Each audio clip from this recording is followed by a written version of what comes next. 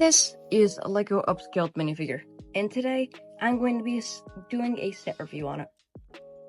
Okay, so first things first, let's open it up.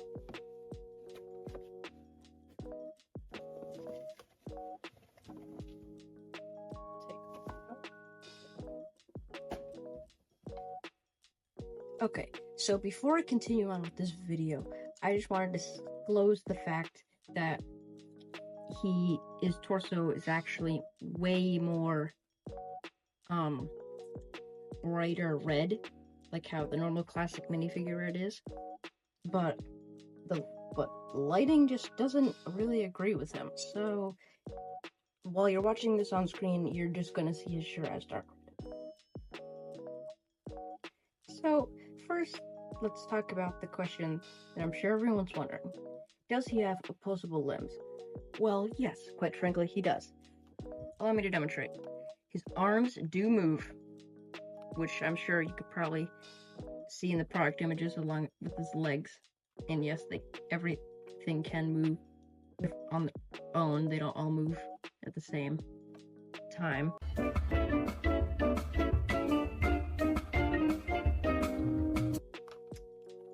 They can move back and forth. But the one part I did not know before I bought this set was that his hands can even rotate if you want, just like a normal minifigure can. And oh, okay, he's fine. And also, his head can also turn, so that's pretty cool. And it can turn all the way too, so in case you were wondering that.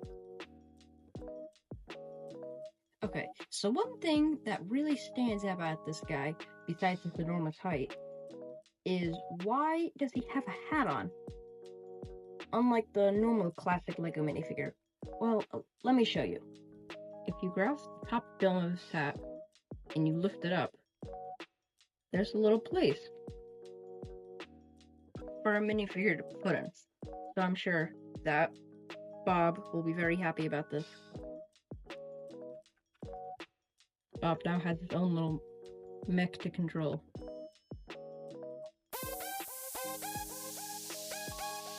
He's just not a very good dancer.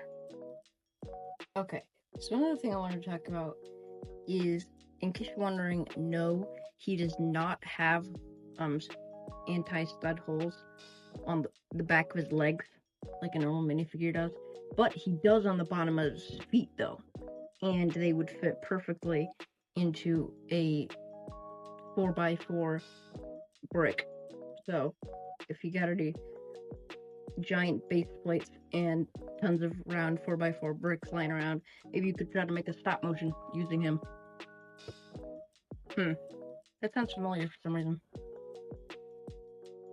And also, a really funny thing about this minifigure is that, well, that can happen sometimes. You gotta always make sure that his waist and his torso are clicked in good. Because if you tug a little bit too hard, it might pop off. Kind of just like how a normal minifigure does.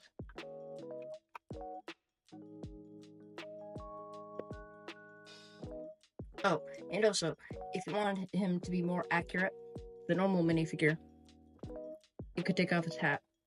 The only thing is that you'll just be left looking at his brain, so if you want, I'm sure you could probably find another video on YouTube somewhere else on here that shows you how to probably build a thing for that.